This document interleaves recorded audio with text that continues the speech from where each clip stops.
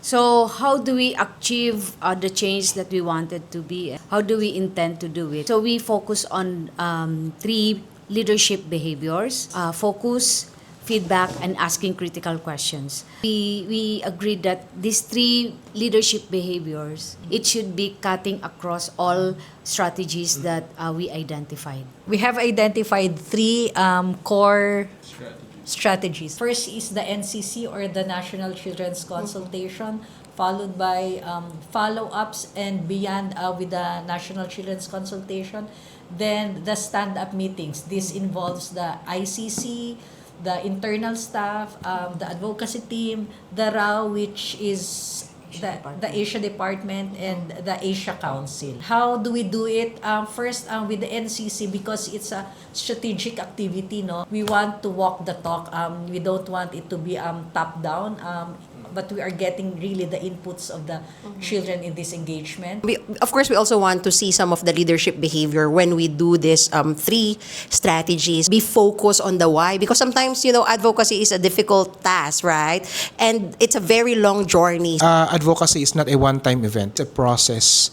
And along those process, there are changes, there are trends. It's also important to develop the tools. Focus, we dealt with the whys, and what are these strategic whys? Yeah, because we said that it's not a short-term goal, and we also bank on the strategic connection. So we will come up with these tools. We bank on also the learnings, because through these learnings, we improve, no, the whole process. In terms of feedback as leaders, I think it's our role to ensure that the feedback from the rights holders, to ensure that they are heard and they really meaningfully provide their critical feedback as well and critical questions on the processes. And again, very important as well is we also critique each other. As leaders, we have to be open to feedback, positive feedback, because these are actually opportunities for growth, not just as leaders, but of course, we also need to be critical in all the processes that we are involved from. It's not only the positive feedback, because we also learn a lot with the improvement points, no, the negative. We would like to phrase it in a positive way, no, but the improvement points, we can still learn a lot from that. So in the process, you question, no, each other, because it's part of the developing the critical thinking skills. I think as leaders, the questions, the feedback are very much open, and I think it also enhances our capacity personally and professionally. Asking the critical questions.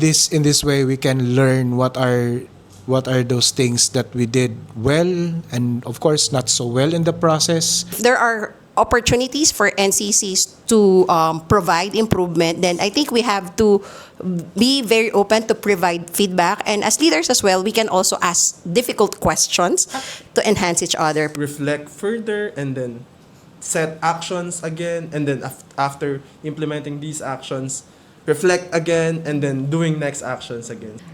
We don't zero in only on the problems that we encounter along the way, but we focus on, despite the stumbling blocks, what we learn from all this process is very important. No? Then with the feedback, we will also come up with what tools do we employ for this praxis, for the review, and for all this stand-up meeting and check-in meetings, and then also the feedbacking with the children. So what critical questions do we ask about ourselves? And then we ask also critical questions to the children and to the adult support group and to our colleagues at different levels, from country to regional and to the global level.